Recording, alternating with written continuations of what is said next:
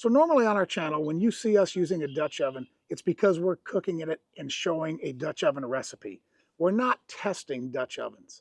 And the reason for that is because in my mind, there's always been one standard for Dutch ovens for camping, and that has been the Lodge cast iron. That doesn't mean that we're not open to new things. So a couple weeks ago, we did a video on a GSI aluminum Dutch oven to see if aluminum could compete with the cast iron. And in some ways, it actually worked really, really well. And I was impressed with that Dutch oven. And there are certain cases where that oven would make a lot of sense. But overall, I still would prefer a cast iron Dutch oven if that was an option. A couple big knocks on cast iron, however, are the fact that it's really heavy. A lot of people don't like toting around that much weight, and it can rust. It takes maintenance. Today we're going to go back to cast iron, but we are going to do a Dutch oven test and review. Because GSI has graciously sent us their 5-quart Guidecast cast iron Dutch oven, which they claim is 20% lighter than the Lodge cast iron Dutch oven, but retains all of the Dutch oven features that we like, such as durability and cooking performance. And another unique feature of this Dutch oven is it says it has a corrosion-resistant finish. I think I know what that is, but I'm going to try to do a little more research beforehand. But let's get this unboxed. I want to show you what it looks like, how it comes. It has a bit of a unique feature. If you saw my video a while back on the best camp Dutch oven, if you didn't, it's here. There were two types of ovens. The dished lid to hold coals with feet, or the bale handle with a domed lid and no feet. This oven is a bit unique in the fact that it has no feet, but it comes with a trivet to hold it over the coals, but the lid is dished for charcoal. So this could be the best of both worlds. But we're going to test that. We're going to unbox it today, show it to you. We're going to do our tests. We're going to show you what our tests are. We're going to come back and we're going to let you know what we think of this. And is this a viable alternative to the Lodge Dutch ovens? Okay, the first thing that comes out of the box is the lid. It's in plastic. It comes with instructions on how to season this pan, but I will say immediately, just looking at this lid, this is unlike other cast iron that I've used. The lid itself is very smooth. So this has been polished or treated with whatever the treating that they do to it to make it resistant to rust. This is incredibly smooth. And on the back, we have a trivet. This oven is sort of a hybrid oven from what the traditional camp ovens are. It comes with a trivet that you can use over coals, so that this Dutch oven can be used over coals. It does not have feet.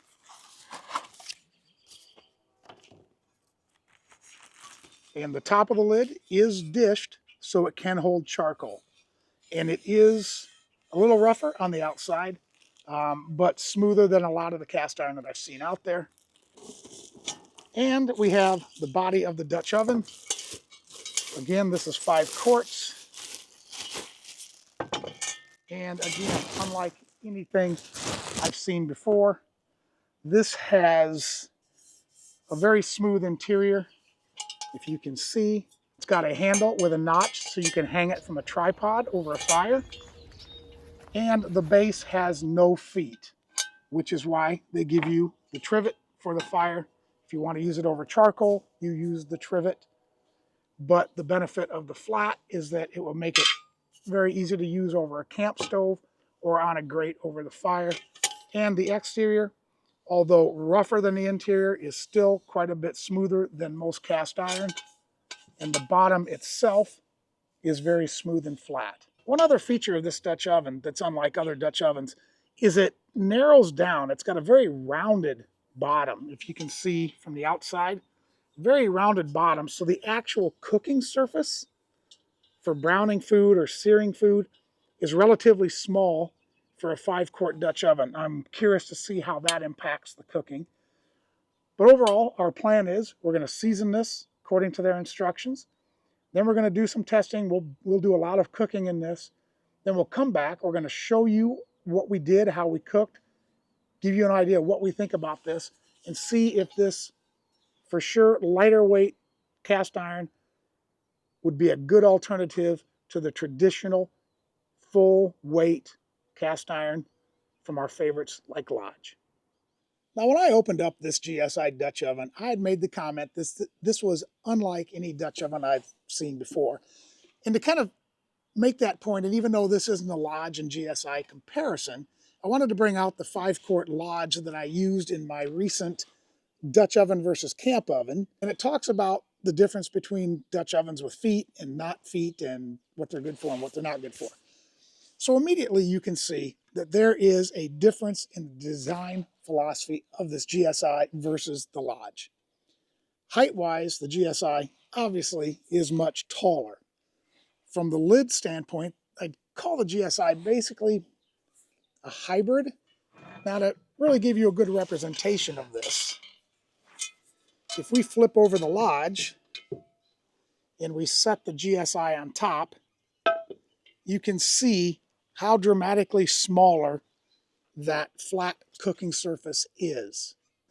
And I did a review on another Lodge, the 7-quart bale handle Dutch oven, and asked if it wasn't my least favorite Dutch oven because it broke what I consider must be a cardinal rule in Dutch oven design, and that is the cooking surface relative to the height. And if you want to see what I mean by that and why I thought that Dutch oven was my least favorite Lodge Dutch oven, not a bad Dutch oven, but my least favorite, you can see that video here.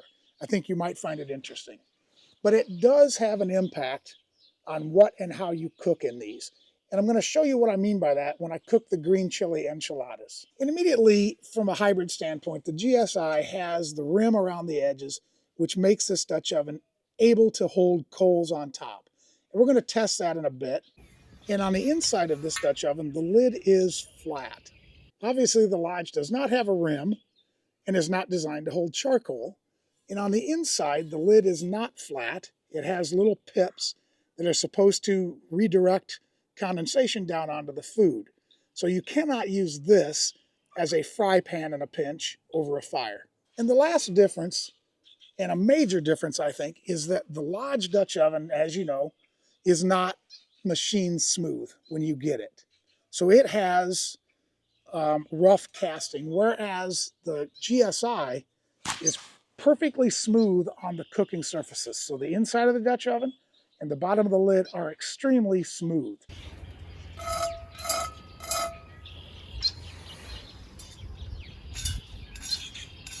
So let's get cooking that green chili enchilada recipe. And if you want to see the whole recipe, I've done a video on it in the past. We're not going to go through the recipe here today. But I'll show you, well, first off, I want to test this to see if the depth impacts browning of cheese and that sort of thing on a casserole. But it will also demonstrate why the smaller cooking surface at times can be less useful than the larger flat surface. So let's go over, get the charcoal started, and I'll show you what I'm talking about. So to demonstrate the difference in the size of the bottom, the first step in this recipe is to cover the bottom of the Dutch oven with corn tortillas to put a layer down. So I just want to see how many tortillas it takes to cover the bottom of the pan to demonstrate the difference in the size.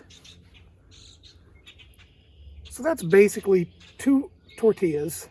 These are small 6-inch tortillas, and it covers the bottom of the pan. Now, if we take that same amount of tortillas, put them into the Lodge, in the Lodge, you can see that it leaves a lot of space. So consider the layer of tortillas, or consider you're browning meat, how much more meat you could brown touching the surface of the bottom of the pan in the Lodge than you can in the GSI because of the shape. So what we did here in order to get more tortillas in the bottom is we did sort of layer them And this casserole is super easy, super tasty. But basically you just put a layer of the filling, and we're doing chicken today. Now we were able to do this in 2 layers because of the flare of the pan. It widens out pretty quickly. So we've got our filling, we've got our tortillas. Now we just put on a jar of green enchilada sauce. And we're just going to top it with the cheese. Charcoal's getting up to temp. Once it's up, we'll get the lid on. We're going to bake this at 350. As I mentioned, the GSI is really kind of like a hybrid camp oven, Dutch oven. And in order to use this on charcoal, since it doesn't have legs, GSI has supplied this charcoal trivet, which is designed to set the oven on when you're putting coals underneath of it. So we're going to use this today to use the charcoal to bake this dish. And this calls for 350. So we're going to do 20 coals, 6 on the bottom, 14 on top. And we're going to set these. It's not going to be directly under this Dutch oven, but we're going to try to keep them pretty compact to make sure that we stay under the oven. And then we're going to toss the rest on the top. Let this go for about 30 minutes is the plan. Then we'll check it. We'll see how the cheese is doing. Make sure that we don't get too much heat on the bottom and not enough on top, because this is a deep oven.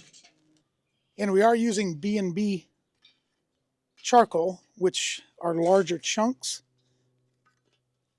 So that's why the 14 coals have filled the top of this Dutch oven. We've gone 40 minutes. I checked it at 30. It wasn't quite where I wanted it. We've gone 40. Let's see what it looks like. And we have got some really nice browning. I think we could have been more even. I only rotated the lid once. Maybe should have rotated it more, but I think we've accomplished our goal, which is to have some brown cheese. We're now at the point of the video where we tell you what we think. And as you can see, we've had a few different weather patterns come through in the course of testing this oven, but testing it we did. So first off, let's talk about the material. This is a lightweight cast iron Dutch oven. How do they make it lightweight and corrosion resistant, as they say in the packaging? I think this is a material called nitrided cast iron, which is a manufacturing process where they infuse the cast iron with nitrogen as they're manufacturing it, and that leads to those properties. And the interesting thing about that is that this almost feels like a cross between, or maybe sits right between, a normal cast iron Dutch oven and a carbon steel Dutch oven. As you can see after the cooking, when we reseasoned it, we got some interesting sort of color patterns on this that I've never seen on cast iron before. And I think that is from the material that it is. So it's a nice balance between carbon and cast. Seasoning this proved to be very easy once we got done with the first round.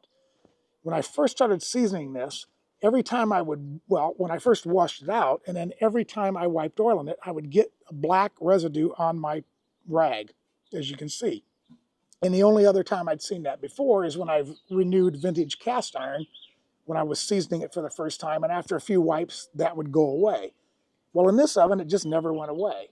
So I did a little research and found out that that is a trait of this material, and that after the first seasoning, that goes away.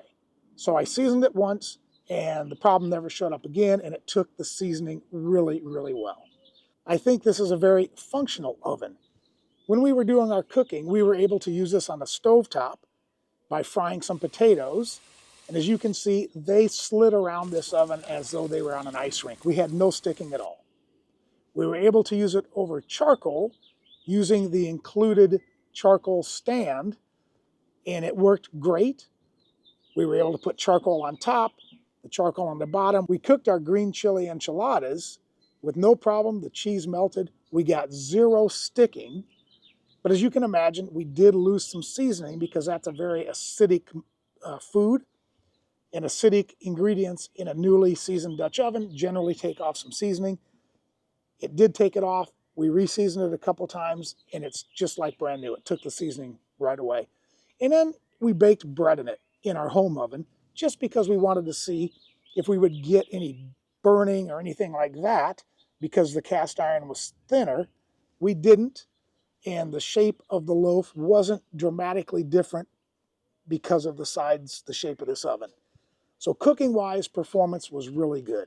So you may think at this point I'm describing a perfect Dutch oven, but I'm describing a really good Dutch oven. Where this Dutch oven doesn't fit my particular cooking style the best is the shape. Now, I realize that probably the vast majority of campers use camp stoves and don't cook over the fire all the time. But the limitations of the shape of this oven is, if you look at the bottom, the cooking surface, the flat cooking surface for a 10-inch Dutch oven is relatively small, as we saw earlier.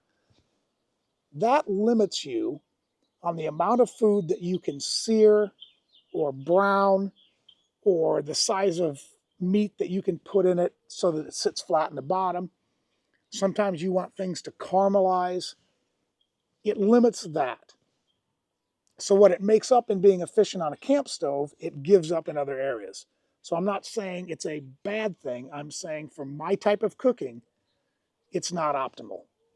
So who is this oven for? GSI is designing these, I think, for a specific audience, and that is folks that are traveling with these ovens, river guides, scoutmasters, canoe trippers. If you love cast iron but want to cut the weight, this is a great option. If you really want to cut weight and like traditional shapes, you should check out the GSI anodized aluminum oven, which we did the review of here. And I think that is a great oven, and it's even lighter than this. But if you normally cook on a camp stove, if you're normally doing stews, that type of thing, and occasionally want to cook over a fire, this is a great oven. Who is this oven not for?